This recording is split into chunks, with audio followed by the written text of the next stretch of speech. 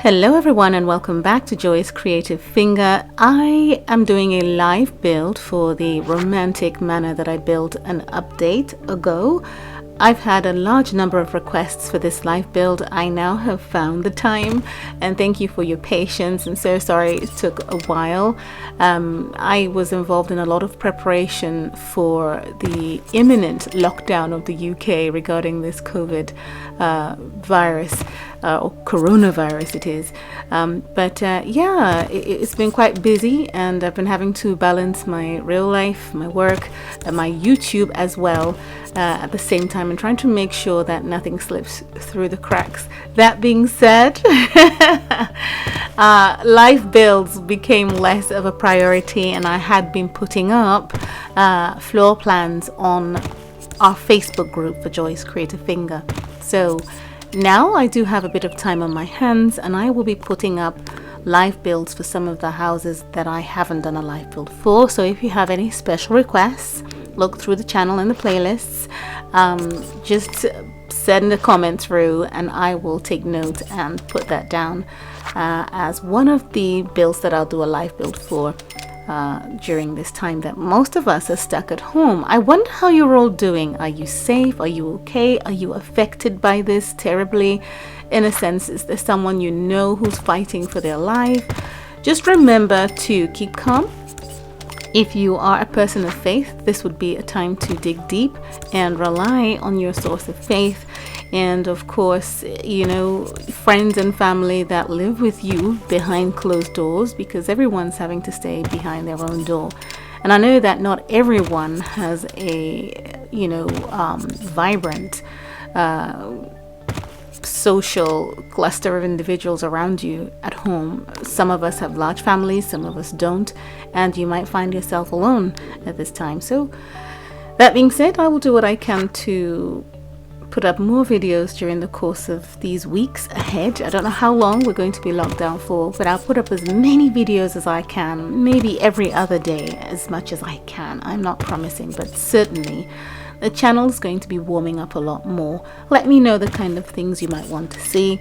But as you know, there will be a constant flow of live builds, tours, new builds, The Sims FreePlay, The Sims Mobile, for which I'm now a game changer. So I've got a lot of content to push through and a lot of time on my hands. I hope by God's grace that I stay healthy in this time. I've been behind closed doors for a few days now. I haven't left my house. I had shut down way before our Prime Minister had advised that we do so, because I could, you don't need a rocket scientist to tell you that it was really bad around the globe and you have to stay behind closed doors. So I had already taken some measures and prepared for the situation that we are currently now in. Okay, enough about this virus that's, completely taken over the globe and even in our conversations. But you can see I'm building a floating room section here. This is the part I always like to speak on, any part that I think is a bit complex. So you just stick a staircase in there, this type, if you've got that. And then you come up to, not this floor, so just one floor down. And you then just go ahead and build a 2x2 room. That's the only part of this build that you might have thought was tricky, but it isn't. The floating room glitch is still in the game. I have spoken to a number of you through a video that I uploaded called EA Fire Monkeys and Glitching, and I've had a thorough and extensive conversation with them. There is no real issue around it. They don't spend their time at their desks going through channels trying to get into groups and trying to see what glitches are out there so they can patch it and make your lives miserable. No, that's not what happens. They sincerely don't have the time for that. Their focus is building new ideas to, push through to us in the game.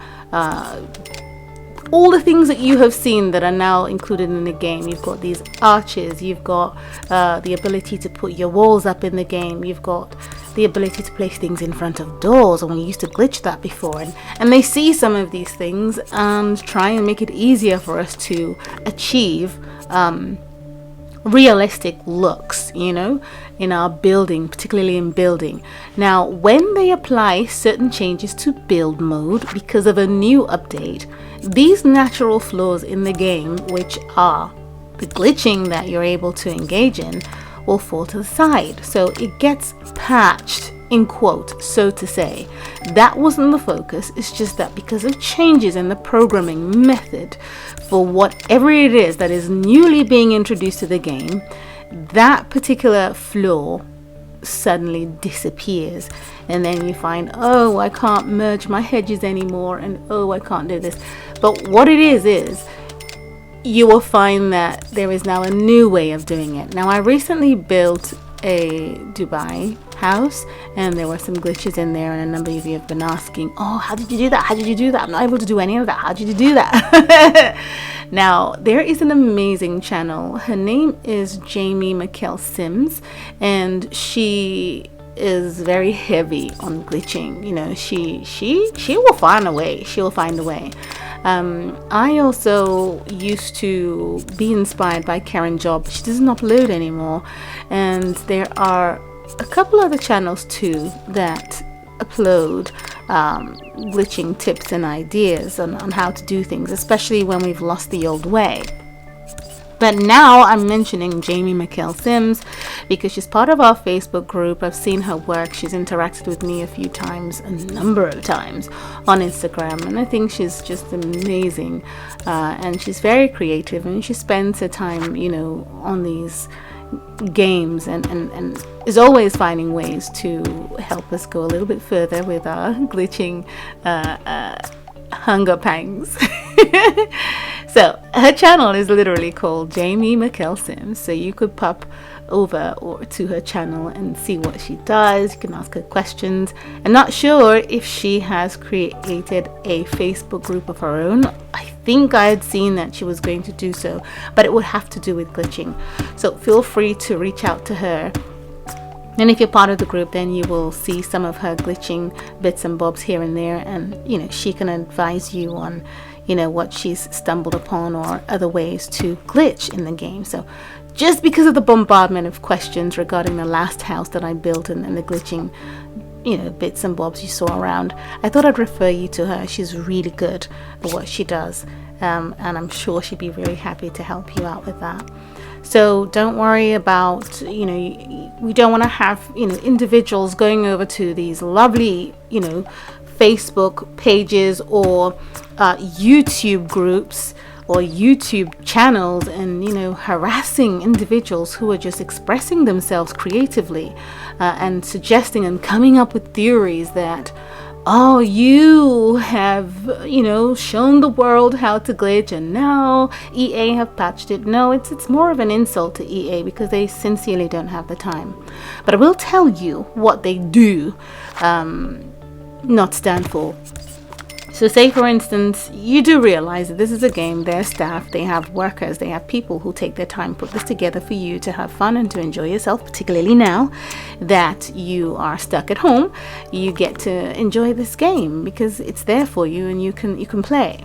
Now, if your glitching or forms of glitching damage the game, and I'll explain what that is, but if it damages the game, of course they're going to stop that because we want our game to remain and to be something that we use to pass our time and have fun and express ourselves creatively.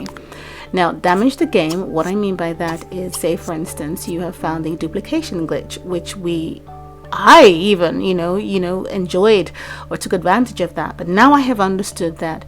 So if something is 750,000 simoleons, of course I see players getting annoyed about it and they come up with duplication glitches, they put it up. Now, once that is out there, that is a bug. As far as they're concerned, they will stop it because they want you, obviously, to purchase these things. And, you know, if you do run out of simoleons, then you're going to want to buy a pack or something. And that in itself allows them to pay the light bill, pay the staff, and keep a game running. So I do support the Sims FreePlay game by buying packs here and there. And you have seen that I have purchased items before. It's only fair. Someone will say, oh, why would you spend that amount of money on a game? Why would you spend that on a game? You're a VIP 11. And, well, the same way you might shove a pizza down your throat on an evening because you just wanted to and it cost you, I don't know, 20 something odd pounds because you wanted to share with your family, I could spend $5.99 on a pack that I like. It's all about what gives you the pleasure. So to each his own, and that's the way I choose to support the team that are giving me what I like. You know, but if it's too expensive, of course I'm not going to drop a dime. You know, and sometimes, you know, it goes a little bit too far and things are so expensive, so you run out of resources, and then all of a sudden, you know, the only way forward is to spend your money. Sometimes I do feel that way and I won't bother.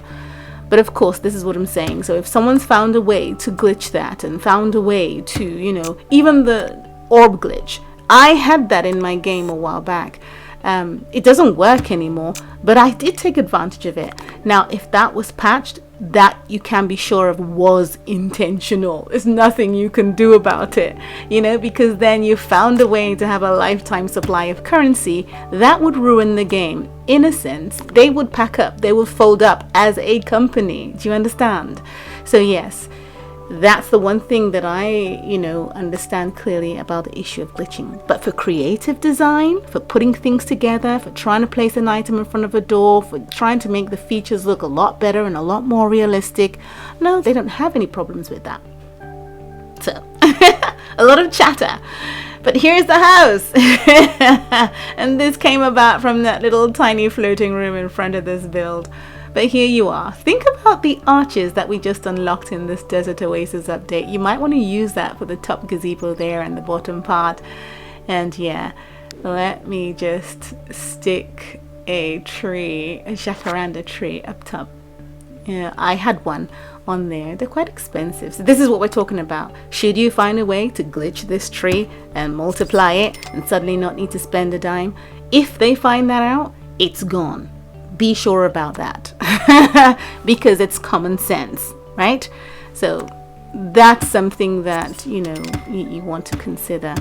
But for me, my glitching purposes are for what you see appear in front of you here. Oh, thank you so much for watching, and I'll see you again soon in the next video. Bye.